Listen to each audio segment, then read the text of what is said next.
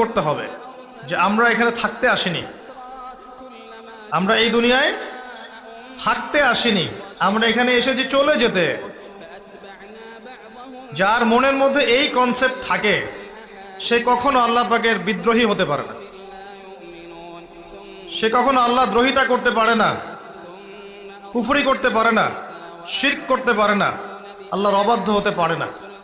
যার মনের মধ্যে এই চিন্তা বদ্ধমূল যে আমি এখানে থাকতে আসিনি, আমি এখানে মুসাফিরের মতো এসেছি, গাছের ছায়ায় বিশ্রাম নিচ্ছি, বিশ্রাম নিয়ে শেষ হবে চলে যাব।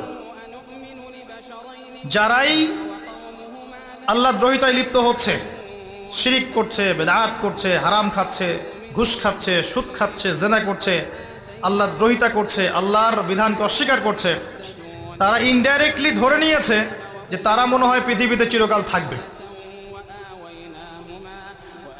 কারণ